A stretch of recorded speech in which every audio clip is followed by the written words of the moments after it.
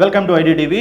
ఏపీలో రేషన్ కార్డుదారులకు షాక్ ఇచ్చింది ఏపీ ప్రభుత్వం. ఇప్పటి వరకు ఉన్నటువంటి రేషన్ కార్డుదారుల సంఖ్యను ఒకసారి పోల్చి చూస్తే ఎంతో మంది అర్హత లేని వాళ్ళకు కూడా రేషన్ కార్డులు మంజూరు అయ్యాయని చెప్పేసి ఏపీ ప్రభుత్వం భావిస్తున్నట్లు తెలుస్తుంది. ఈ మేరకు గ్రామ వార్డు సచివాలయ సిబ్బందితో అనర్హులైనటువంటి వారిని రేషన్ కార్డు నుంచి తొలగించి బోగస్ రేషన్ కార్డులను క్యాన్సిల్ చేసే విధానాన్ని రూపకల్పనగా చేస్తుందన్నమాట. నిజంగా ఈ ప్రక్రియ కనుక మొదలైతే గత ప్రభుత్వంలో ఎవరైతే అనర్హులుగా ఉండి రేషన్ కార్డులు పొందారో, అలాగే దొంగ ఆదాయాలు, దొంగ సర్టిఫికేట్లు సబ్మిట్ చేసి గ్రామ సచివాలయాల ద్వారా, అలాగే వేరే ప్రలోభితాల ద్వారా కూడా డబ్బులు ఇచ్చి కానివ్వండి, లేదా వారి ఇన్ఫ్లుయెన్స్లు ఉపయోగించి, లోకల్ లీడర్స్ పలుకుబడి ఉపయోగించి రేషన్ కార్డులు ఎవరైతే పొందారో వారందరికీ కూడా చెక్ పెట్టనుందనమాట.